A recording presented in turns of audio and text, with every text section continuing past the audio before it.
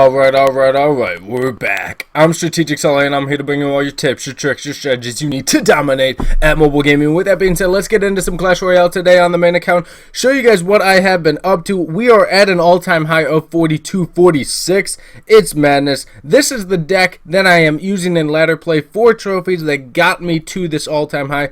This is the deck that I'm using in challenges right now called the Storm deck. Tornado Lightning, absolutely madness. We'll get into some replays from that, but first let me show you guys the replay that got me to an all-time high. Thing that I really like about this match, not only did it get me to an all-time high, but the timing was really well done on my half.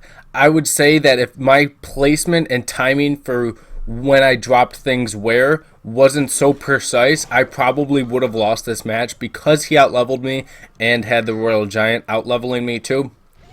So he drops a level 6 witch, and I just throw him the thumbs up because I'm like, okay, this is obviously going to be a fun one. He's a level 11, but he's got some pretty high level cards. I don't have one epic at 6 yet, or any commons at 12 yet.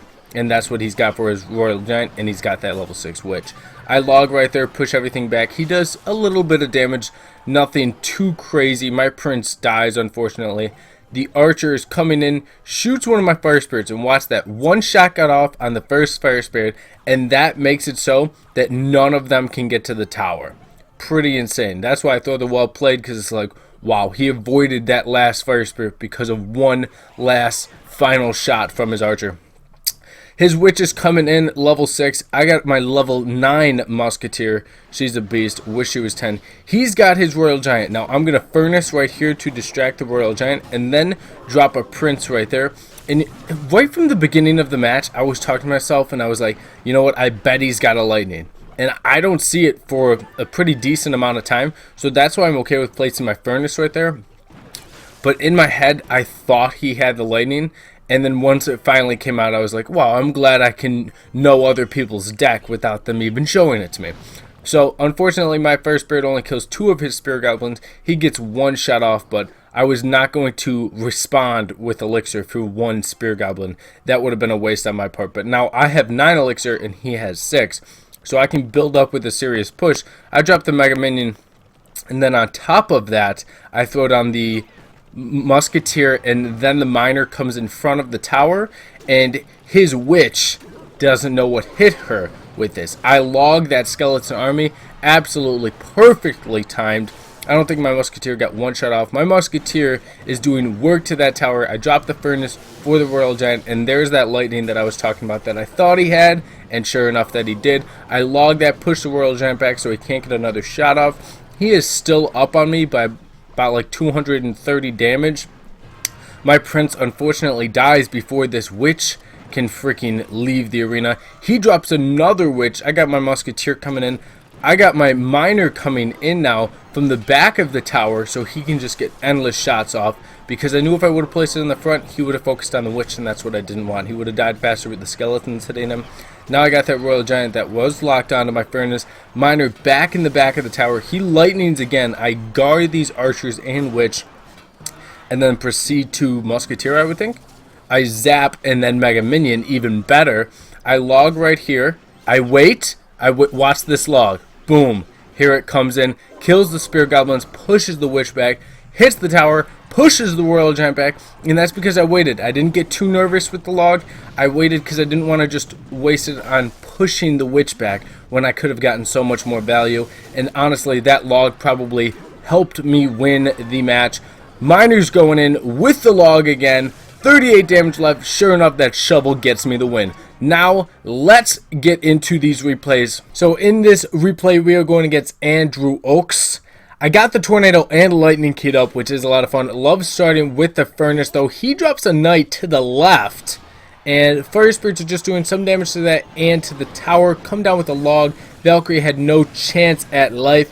Hits my musketeer once. Hog Rider, Mega Minion, fire spirit, musketeer comes in to take the tower down within a minute. He chucks a well played I throw thanks. I mean, that is dominating. When you can take a tower in the first minute of the match, you know you're well off. But, you know, sometimes that happens. You get cocky and you don't come back with a win. Tornado pulls the Hog Rider and Prince over to the Furnace, which is awesome. Musketeer able to take them out. He's got an Ice Wizard in front of his right tower. My Musketeer just doing some work to it. Drop another Furnace and want to get rid of that Ice Wizard right now. Boom, that's taken care of. Now I'm just still doing some chip damage. He drops his baby dragon coming in. I got my Musketeer. I lightning that baby dragon and the tower. I use the tornado again here, pull everything back. Unfortunately, though, I placed it too far forward and not too far to the right, so the hog did not go for the Furnace, but I am still secure with this win. 111 damage left on his right tower. He's got a hog to my left tower.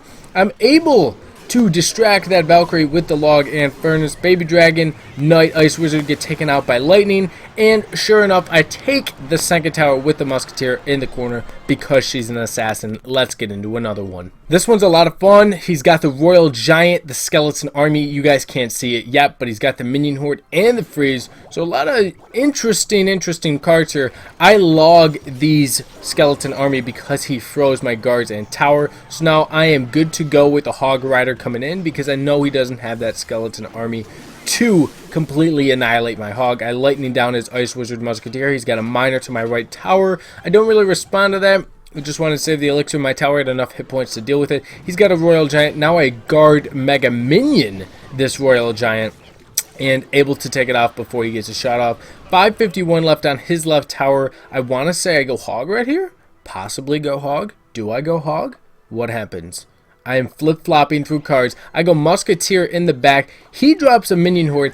I use the Tornado to pull them back, place a Furnace to help out, take minimal damage from that with the help from the Tornado. Really, it's an interesting card. It's a new card. You got to learn how to play it. Sometimes you're going to play it long because it is so new, but once you get the hang of it, it's actually pretty fun to use. Pull the Royal Giant Ice Wizard back. He's got a Minion Horde to the right. He freezes my tower. My Mega Minion takes out 5 minions.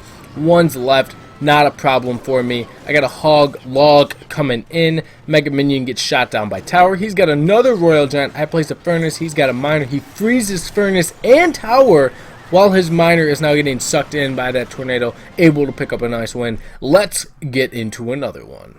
So in this match against Morteza, you guys will be able to see what not to do towards an end of a match, and that is just assume you have the locked up win when you know things can go sideways pretty fast. I got rid of his Goblin Barrel Lumberjack with guards, log, nice and easy. My Musketeer moving in with some Fire Spirits. Now a Hog Rider.